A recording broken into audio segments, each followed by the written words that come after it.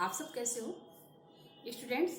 हम लोग पिछली कक्षाओं में वर्तनी पढ़े थे, जिसमें हम लोग स्वर से संबंधित अशुद्धियों के विषय में जानकारी प्राप्त किए थे और आज हम लोग व्यंजन संबंधी अशुद्धियों के विषय में जानकारी लेंगे कि हम लोग वर्तनी में किस प्रकार से उच्चारण करके व्यंजन संबंधी अशुद्धियां करते हैं। तो देखिए, व्यंजनों के उच्चारण संबंधी अशुद्धियां क्या हैं। सबसे ज्यादा व्यंजनों के उच्चारण में हम लोग र की गलती सबसे अधिक करते हैं। र के उच्चारण में सबसे ज्यादा हम लोग गलती करते हैं। कैसे? देखिए, जैसे प्रकार शब्द हमारा है प्रकार और हम बोलते क्या है प्रकार, यानी कि र को यहाँ पे स्वर सहित उच्चारण करते हैं, जो कि र हमारा जो है वो स्वर रहित है। उसी तरह से हमारा शब्द है कर्म और उच्चारण के समय हम क्या करते हैं, बोलते हैं कर्म। ठीक, तो इस तरह से हम गलती कर जाते हैं कि तुम्हारा कर्म अच्छा नहीं है। बोलते क्या है, तुम्हारा कर्म अच्छा नहीं है। र को हम स्वर सहित बोल देते हैं। दूसरा देखिए, इसमें आपका जो व्यंजन संबंधी अशुद्धियों में पहले का क जो है, इसमें देखिए, यदि किसी व्यंजन के पैर में र लगा हो तो र का उच्चारण व्यंजन के साथ मिलाकर करना चाहिए, बोलना चाहिए। कैसे? जैसे ब्रह्म, क्रम, प्रण, प्रश्न। क्यों? क्योंकि भ क प ये हमारा स्वर रहित है और र जो हमारा है वो स्वर सहित है। तो इसलिए उच्चारण में हमें भ्रम नहीं बोलना है। कैसे बोलना है? भ्रम। ये भ है, आधा है, स्वर रहित है।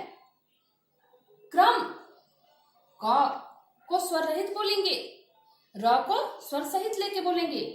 प्रण, प्रश्न। भरम, करम, परण, प्रश्न, ये हमारे गलत हो जाएंगे। सही शब्द होगा भ्रम, क्रम, प्रण, प्रश्न। इसका दूसरा देखिए आप, यदि र किसी व्यंजन के ऊपर लगा हो तो र स्वर रहित बोला जाएगा। जैसे धर्म, धर्म में आप चाहे ऐसे धर्म लिखिए या ऐसे धर्म लिखिए।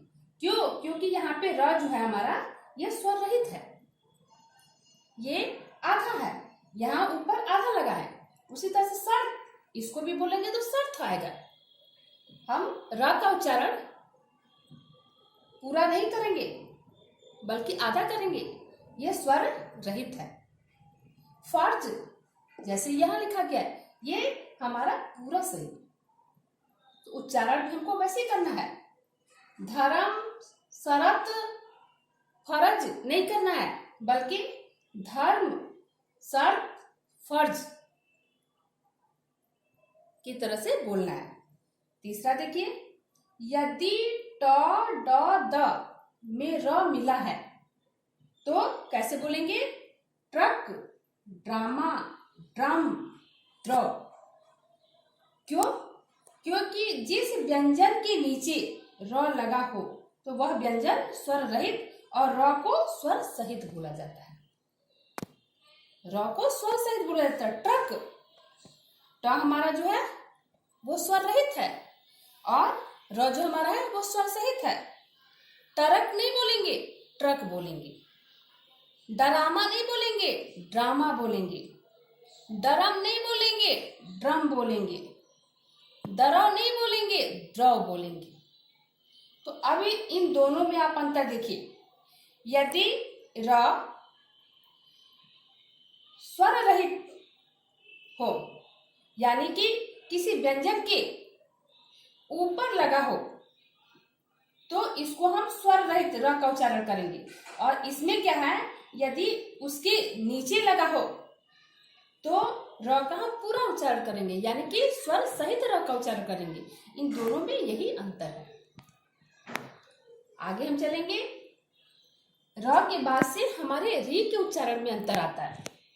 देखिए क्या है, यदि व्यंजन के साथ री की मात्रा, ऐसे देखिए री की मात्रा लगी हो तो वह वर्ड इस प्रकार बोला जाएगा। कैसे?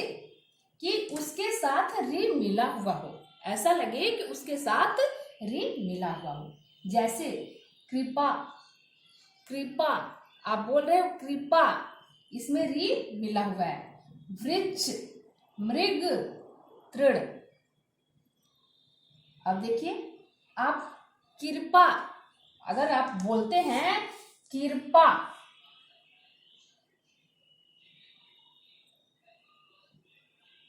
तो ये हमारा गलत हो जाएगा। उसी तरह से आप बोलते हैं बिरिछ, मीरग, तीरण, तो आपका गलत हो जाएगा। आपको वहां पे ऐसे उच्चारण करना है कि मानो कि री उसमें मिला हुआ हो। कृपा, वृक्ष, मृग, तृण। अब यहां हम देखेंगे र तथा री में अंतर क्या होता है। तो देखिए क्या अंतर है, बहुत ध्यान दीजिए। यहाँ पे र एक व्यंजन है, इसकी मात्रा नहीं होती है, और री एक स्वर है। सभी स्वरों की तरह इसकी भी एक मात्रा होती है। जैसे ये देखिए क स्वर रहित है और दन री मिलके क्या हो जाएगा क्री, क्योंकि री जो है ये एक मात्रा है तो हमारा क्री बन जाएगा। उसी तरह से ग स्वर रहित है और धन री, री की मात्रा उसमें लग गया तो ग्री। ये री दोनों में मात्रा का काम कर रहा है, क्री, ग्री। यहाँ देखिए र तथा री के उच्चारण में क्या अंतर कैसे होता है। तो देखिए हमारा शब्द है ग्रह, दूसरा शब्द हमारा क्या है गृह। ग्रह और गृह, ग्रह में क्या है र आ रहा है और गृह में हमारा क्या आ रहा है री आ रहा है। अंतर समझ में आ रहा है। तीसरा देखिए क्या है, इसी क्रम में हमारा ये र का उच्चारण, री के उच्चारण और संयुक्त व्यंजनों के उच्चारण में ज्यादा हम अशुद्धि करते हैं। आप समझिए संयुक्त व्यंजनों के उच्चारण में क्या अशुद्धि हम करते हैं। ये देखिए अशुद्ध उच्चारण और ये शुद्ध उच्चारण। शब्द हमारा है दीक्षा, यहां हम क्या लिखे दीक्षा, तो हमारा सही शब्द होता है दीक्षा। और दीक्षा को हम क्या करते हैं आधा क यानी स्वर रहित क और छ मिला लेते हैं। नहीं, ये यहाँ छ ऐसे हम नहीं लिखते हैं, हम यहाँ छ लिखते हैं ऐसे दीक्षा। तो ये हमारा गलत है, हमारा सही शब्द है दीक्षा, ये सही है। उसी तरह से सही शब्द हमारा है क्षण, जिसको हम क्या बोलते हैं अशुद्ध रूप में बोलते हैं क्षण। अभी एक ही क्षण में आ रहे हैं तो वहां छ नहीं है, वहां छ है। तीसरा शब्द हमारा देखिए सही शब्द हमारा मंत्र, और हम क्या बोलते हैं मंत्र। पंडित जी मंत्र पढ़िए, सही शब्द क्या है मंत्र पढ़िए।